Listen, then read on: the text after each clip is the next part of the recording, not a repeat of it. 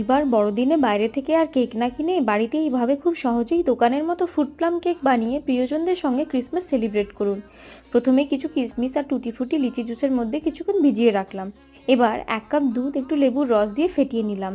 তারপর ওতে হাফ কাপের একটু বেশি গুঁড়ো চিনি, 2 কাপ ময়দা, 1 চা চামচ ভ্যানিলা কাস্টার্ড পাউডার, 5 থেকে 6 ড্রপস ভ্যানিলা এসেন্স, 1 চামচ বেকিং পাউডার, হাফ চামচ বেকিং সোডা, সামান্য নুন, 2 চা চামচ সাদা তেল, 1 চা চামচ পাউডার দুধ, সামান্য দালচিনি গুঁড়ো, ভেজানো ড্রাই ফ্রুটস, কেটে নেওয়া কিছু আমন্ড আর কাজু বাদাম দিয়ে দিলাম এবং ভালোভাবে মিক্স করে নিলাম। তারপর 3 থেকে 4 চামচ চিনি ফুটিয়ে ক্যারামেল বানিয়ে কেকের ব্যাটারের মধ্যে দিয়ে আবার ভালোভাবে মিক্স করে নিলাম।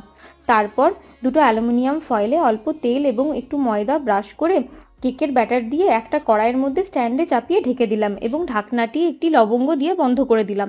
30 মিনিট পর কেক ফুলে এলে কিছু ড্রাই ফ্রুটস দিয়ে আরও 1 ঘন্টার জন্য ঢেকে দিলাম। ব্যাস, একেবারেই তৈরি ফ্রুট প্লাম কেক। ভিডিওটি ভালো লাগলে চ্যানেলটিকে সাবস্ক্রাইব করে দেবেন।